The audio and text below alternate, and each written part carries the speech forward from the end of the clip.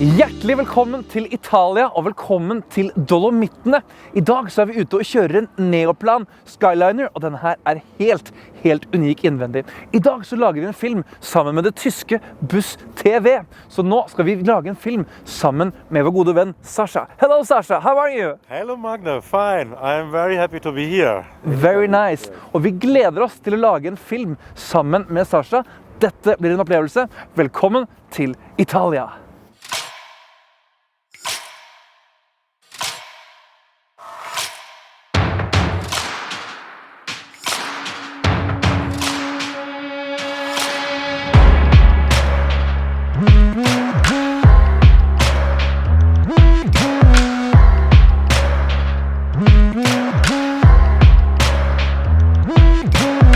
Velkommen ombord i Neoplan Skyliner.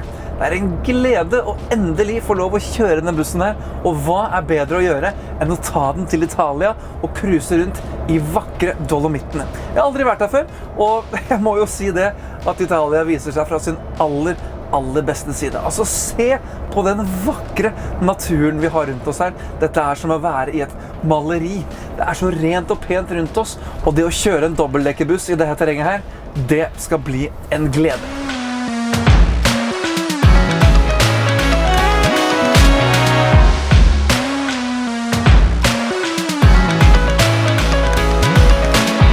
Bussen vi kjører i dag, den 14 meter lang, 4 meter høy, 2,55 meter bred, og så har den en 12,6 liter MAN D26 motor, og den på hele 510 hestekrefter. Den yter 2600 newtonmeter. Girkassen en MAN Opticruise på 12 trinn.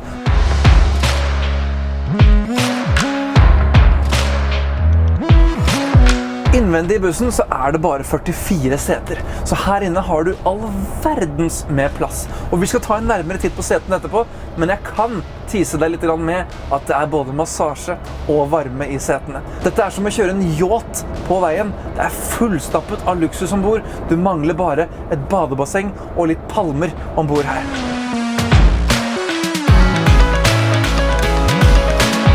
Jeg må si at jeg trives ekstremt godt bak rattet på en Neoplan Skyliner. Jeg sitter komfortabelt og godt, men jeg kunne tenkt meg litt mer plass her fremme, og det altså en sånn behagelig følelse å kjøre en buss på 14 meter og 4 meter høy. Du skulle ikke tro at du så høy, fordi at du føler ikke hverken lengden eller høyden på bussen. Men jeg kunne godt tenkt meg å ha hatt litt bedre sikt fremover, fordi vi får en veldig lav stolpe over frontruta, så jeg mister litt av sikten over hodet mitt. Vi har jo sett andre leverandører av dobbeltdekkere som har klart å heve fronten litt, og du sitter faktisk og ser veldig mye bedre fremover enn hva det gjør akkurat i den modellen her.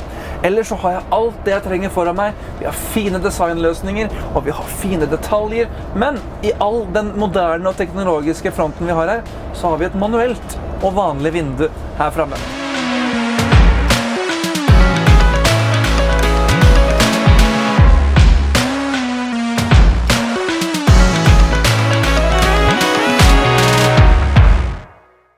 Som du sikkert har lagt merke til, så har vi digitale speil på den bussen her, og det jo en evig diskusjon hva bra eller hva dårlig med digitale speil.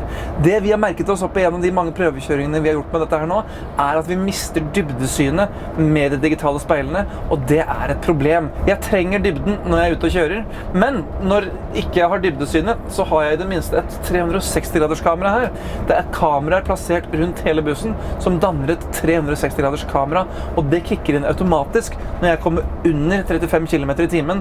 Men det som også fint at når jeg kjører på motorvei og bruker blinklyset, for eksempel å kjøre forbi en lastebil eller noe sånt, så kicker også det kameraet inn, så det hjelper meg litt på å se hvor langt unna jeg de lastebilene eventuelt jeg har kjørt forbi.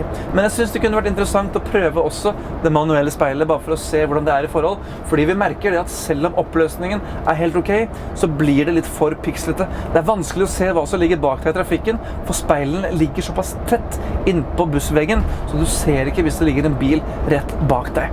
Det som fint med disse speilene det at når du kjører inn i tunnel, så blir det automatisk opplyste. Vi har jo kjørt andre modeller hvor du faktisk må klikke på en knapp for å få night vision på kameraene. Så det selvfølgelig alltid forbedringspotensialer med disse her nye teknologiske tingene, men det jo selvfølgelig en god gimmick, så får vi se om det har kommet for å bli eller ikke.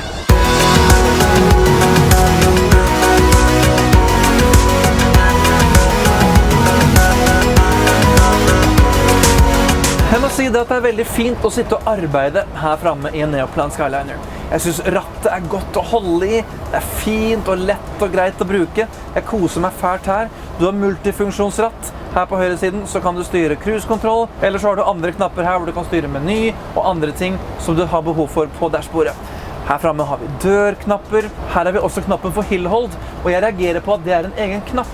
Jeg synes den burde vært innebygd i bremsepedalen. Når du stopper så burde den være automatisk. Ellers har vi et panel her framme. Den styrer aircondition, men det jeg setter pris på at vi har fått et Bosch-system som faktisk fungerer.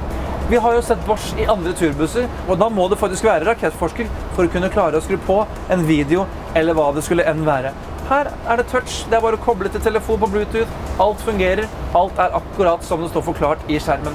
Så enkelt kan det være, så enkelt bør det være. Her fremme har vi jo da dashbordet, vi har det som vi kjenner til. Det jo helt likt som det som står i en Man Lions Coach. Speedometer, turteller, instrumenter for trykk og temperatur og diesel. Og så har vi da et display i midten som viser informasjon som du trenger å vite om kjørestil, drivstofforbruk eller annet. Til venstre så har vi skriveren lett tilgjengelig, og så har vi andre funksjonsknapper, håndbrekk og god oppbevaring her nede til høyre. Jeg trives godt her og kunne godt tenkt meg å tatt den turen her i 2 uker til om jeg hadde fått lov.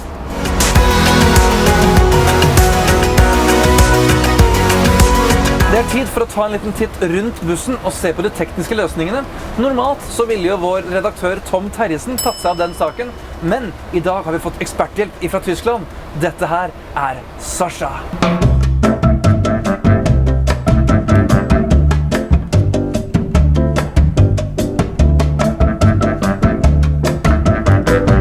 Hello everybody, my name is Sascha Böhnke from Bus TV and I'm very happy to be here, to be in your channel from Bus Magazine.net, and I hope it's okay for you when I speak in German, but you have here in the underline a translation. Und wir stehen hier in Corvara, das ist in Tirol, in den Dolomiten. Ja, und was wir hier sehen, das ist nicht nur ein Skyliner, das ist sozusagen ein Innovations-Skyliner, denn seine inneren Werte haben durchaus das Prädikat besonders verdient. Aber bevor wir nach innen gehen, fangen wir mal außen an. Und das beginnt bereits an der Front. Ein Unterschied zum normalen Skyliner ist, wir haben hier Mirror Cams, also Kameras, ja, und damit hat auch der Fahrer naturgemäß eine bessere Sicht. Klar, es gibt ein paar Dinge, auf die werden wir gleich noch hinweisen, die noch Verbesserungspotenzial haben. Das ist auch eine Kamera. Diese Kamera gehört zum Bird-View-System. Und der Skyliner meiner Meinung nach gehört ja ohnehin zu den attraktivsten Doppeldeckern am Markt, die wir haben. Wir haben hier Voll-LED-Scheinwerfer und wir werden heute Abend noch bei Dunkelheit testen, wie gut das Licht ist. Natürlich ist das Fahrzeug ausgestattet mit sämtlicher Sensortechnik, mit Radartechnik, und ich mache mal kurz hier auf.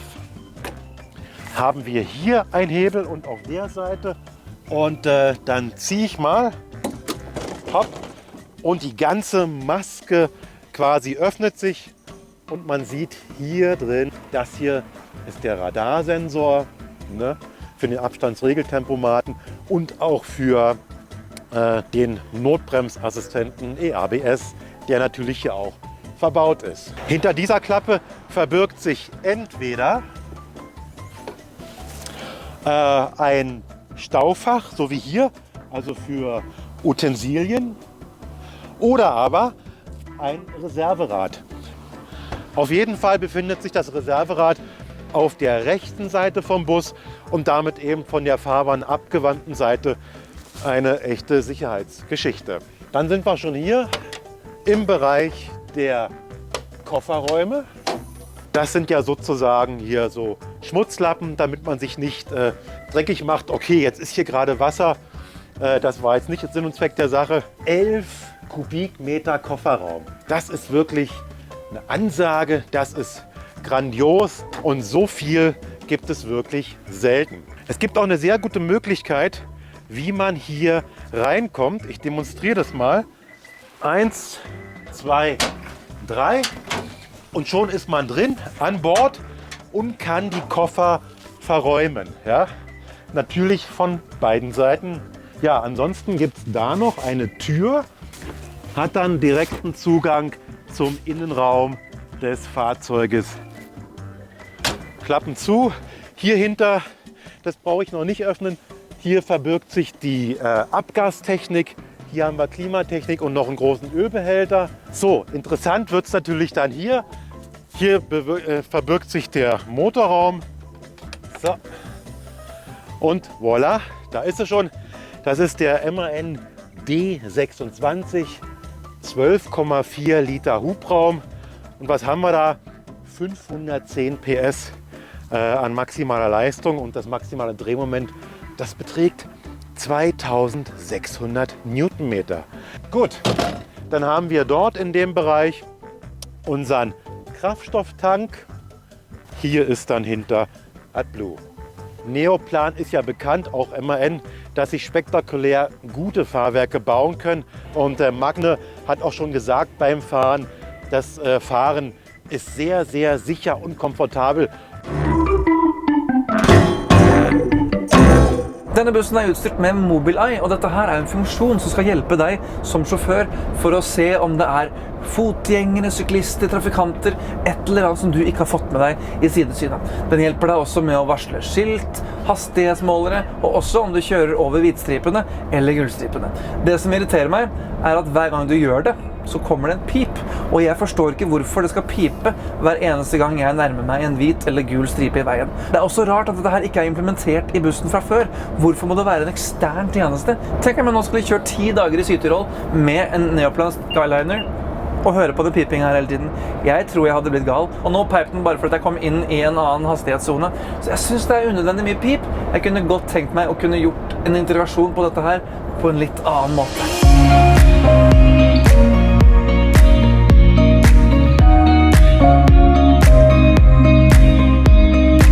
Nå kjører vi ganske bratt nedover, og jeg har gitt bremsepedalen et lite push. Og det som da skjer, er at motoren holder igjen i denne hastigheten. Og det er aldri for fort eller for lite. Du slipper da å sitte og holde på med retarderen. Den holder bare jevn og god hastighet ned bakken. Og hvis du vil bruke retarderen, så er jo den plassert her på høyre side. Og her er det ikke sånn at du tar den ned 2-3 hakk. Her dytter du den ned 1 hakk, eller 2 hakk, eller 3 hakk. Og det er egentlig veldig greit. Og hvis du vil oppløse den, så klikker du bare inn på knappen. Eventuelt, om du sitter og kjører og vil bremse hardere, så kan du klikke på knappen.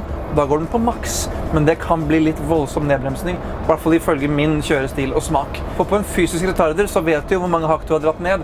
Her må du faktisk tenke litt, og har du kjørt lenge nedoverbakke og justerer det opp og ned, så må du flytte blikket fra veien og ned til skjermen for å faktisk se hvilket hakk du ligger i på retarderen. Ellers så har vi en adaptiv cruisekontroll ombord i bussen. Den også fungerer veldig, veldig godt ombord, spesielt på landeveikjøring.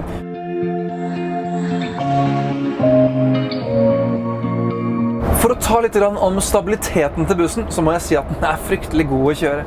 Jeg merker ikke noe særlig krenging, og vi hadde litt sidevind i stad. Jo da, du blir påvirket av det, men allikevel så er det veldig, veldig greit å kjøre. Denne her har en elektrisk stabilisering, og du kan faktisk velge 2 trinn av stabilisering. Du kan enten ha den veldig stabilisert, eller litt mer løs i fisken. Og med en del framaksel så er den god å kjøre.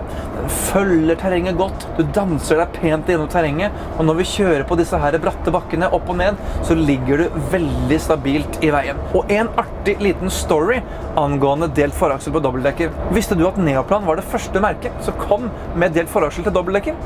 Allerede i 1967 så kom Neoplan Skyliner på markedet, og da hadde de en delt foraksel. Denne patenten her kjøpte senere ZF opp, og er i dag det som er veldig vanlig å bruke på dobbeltdekkermarkedet. Og dette her har jo da blitt videreutviklet, sånn at de som bruker ZF sin foraksel i dag, er jo egentlig i bunn og grunn en Neoplan-patent. Så det er en liten god story du kan tenke på neste gang du kjører en dobbeltdekker med delt foraksel.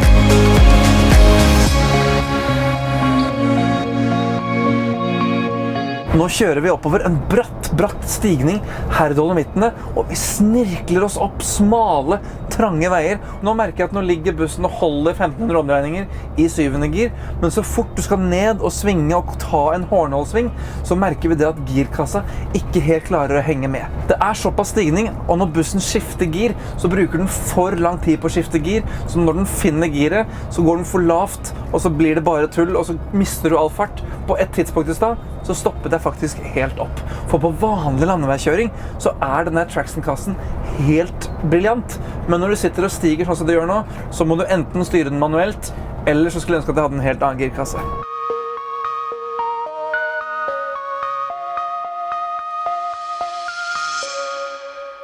Vi sitter nå og kjører en velkonfigurert buss. Det står 44 komfortable seter ombord i bussen, og jeg synes det flott å se at Neoplan viser fram at det går an å lage en buss med så få seter. Nå som pandemien over og folk skal begynne å reise igjen, så kan det være godt å tenke alternativt med tanke på det å skulle fly. Men veldig mange steder, både i Europa og i Norge, så det nesten raskere å ta buss dør til dør enn hva det å ta fly. Og da skal du også inn i sikkerhetskontroll, du skal inn på venting og på bagasje. Med buss så kommer du til bussterminal til bussterminal. Og hvis vi klarer å bygge et busskonsept som har så komfortable seter som vi har ombord her nå, så kommer bussen til å bli enda mer attraktiv.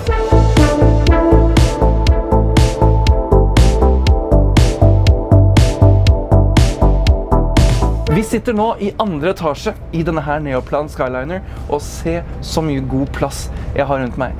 Jeg har et glasstak som strekker seg fra fremste vindu og helt bak i bussen, og når du ser bak i bussen så det også et stort vindu bak der. Her det altså så mye god sikt og god plass. Til siden så har jeg store, flotte vindusruter, og oppe i taket så har jeg enda en vindusbue, sånn at jeg kan se toppen av hver eneste topp i Dolomittene som vi nå å kjøre rundt omkring. Og vi sitter komfortabelt i en 2+1-løsning. Her inne det bare 44 seter. Nede står det 12 seter, så du har så mye plass. Her så kan jeg selvfølgelig legge setet godt ned bakover setet. Det går enkelt og greit opp igjen. Jeg har store, gode armlener. Selvfølgelig et 3-punkts setebelte. Men det jo ikke de beste funksjonene med de setene her. Fordi her har vi et panel. Og her kan du justere om du vil ha varme i setet, om du vil ha kjøling i setet, om du vil ha massasje. Jeg vil nesten si at Neoplan tar passasjerbiten i denne bussen her til et helt nytt nivå.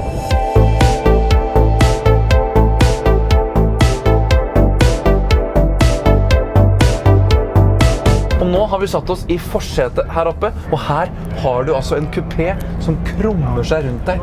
I filmen vi gjorde om Cityliner, så sa jeg da at å kjøre Cityliner litt som å være pilot på et romskip, og nå føler jeg at jeg med som passasjer i et romskip. Du har disse runde, gode formene og designlinjene som strekker seg bakover, og du har gode skjermer her i front, og du har et godt håndtak her, så du kan ta deg i når du skal reise deg opp. Det eneste jeg godt kunne tenke meg, det var at de kunne heve den kanten her på siden litt grann, fordi her det vakre fjell, men når jeg skal se ut på fjellet til høyre side, så ser jeg egentlig bare rett inn i mitt eget speilbilde av de dempede rutene på siden.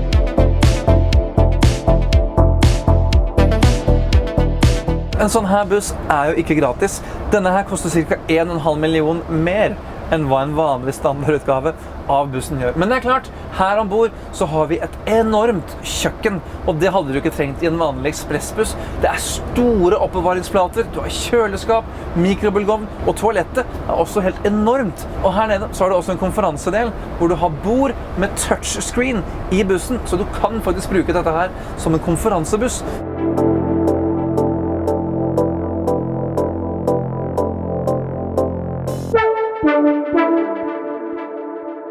For å ta litt om selve førerplassen, så har dere kanskje selv definert at vi har for liten plass her fremme. Det så merkelig, fordi at resten av bussen så romslig. Det stor komfort for alle passasjerer, men her fremme så det faktisk for liten plass. Når jeg skal ut av førersetet, så jeg må nesten krangle meg bakover for å så komme meg ut av setet. Og det samme inn, da må jeg rygge meg litt på plass, og da kan jeg sette meg på plass i setet. Og når jeg gjør det, så skal jeg gjerne justere rattet, og se så lite jeg kan gjøre med det. Og det overrasker meg, fordi at det så mye annet som så bra i den bussen her. Hvorfor kan ikke bare førerplassen også være enda litt bedre? Så hadde dette her vært den mest ultimate turbussen du noen gang kunne tenke deg på 2 etasjer.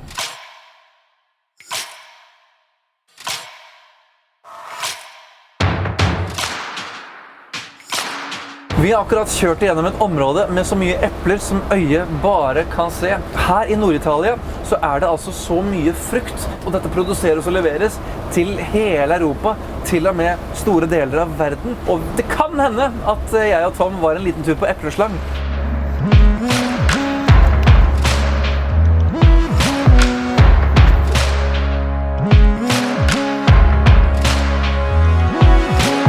Og siden vi er ute og kjører en Neoplan Skyliner, altså en skikkelig turbuss i Europa, så er vi nødt til å ta en liten stopp på en ordentlig severdighet. Nå skal dere få se på en kirke som har fått vann under føttene.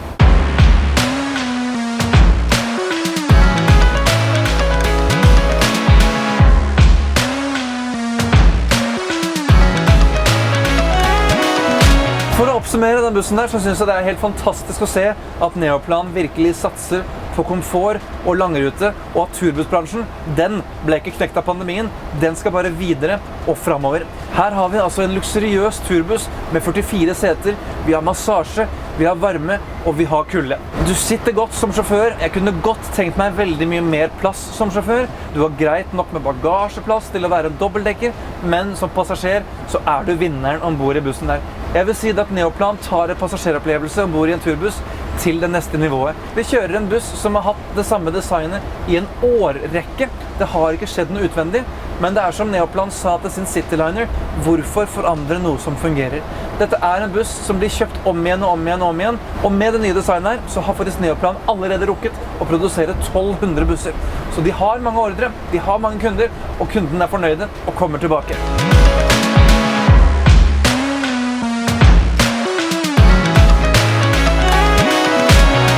Tusen takk for at du så filmen her i dag, og om du liker det du ser, så klikk på knappen her nede. Den heter abonner, og da får du med deg alt som skjer på Bussmagasinet sine sider i fremtiden. Vi ses i en annen buss på en annen plass. Ha en god dag. Thank you so much for today, Sasha. Please, it was for me a pleasure. See you next time. See you next time.